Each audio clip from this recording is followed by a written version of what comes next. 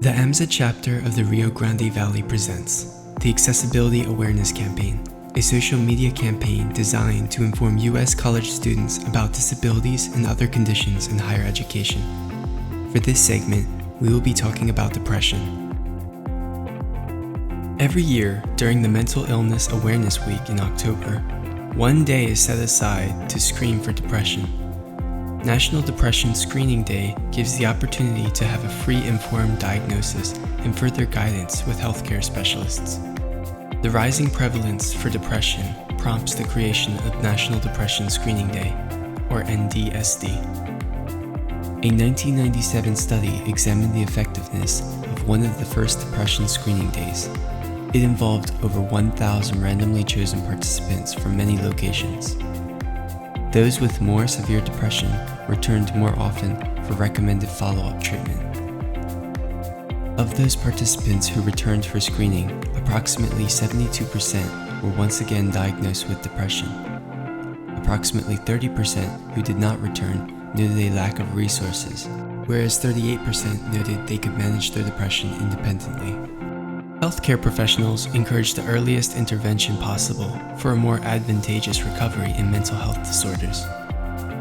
Depression has a high prevalence, high rates of underdetection, and of undertreatment.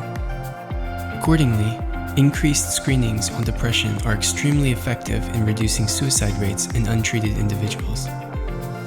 When students face new lifestyles, cultures, people, and settings, the overwhelming feeling of fear, frustration, and sadness can rise.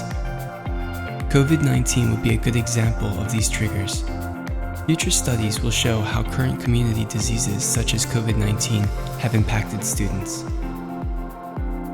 Overall, when students are not prepared to cope through difficult times, such as those mentioned, they become more susceptible to depression and anxiety. A 2016 study based on national surveys concluded that 9.6% of Americans between the ages of 18 and 25 had major depression in the most recent year. According to the 2021 State of Mental Health in America report, 60% of youth with major depression did not receive any mental health treatment between the years 2017 and 2018. Indicators of depression can be loss of interest in previously enjoyed activities, lack of energy, concentration issues, disturbed sleep cycles, loss of appetite, thoughts of suicide, and physical aches in young adults. Going undiagnosed can leave a person struggling. Evaluating for medication and/or therapy treatments may be needed to alleviate the symptoms. Colleges are now recruiting more mental health professionals, psychologists, and psychiatrists to meet the needs of every possible student. Campus health and counseling centers refer and direct students to the appropriate treatment and professionals. Campuses also support programs where students themselves come together and form wellness groups to discuss common challenges, coping strategies, and services that cater to improving mental health.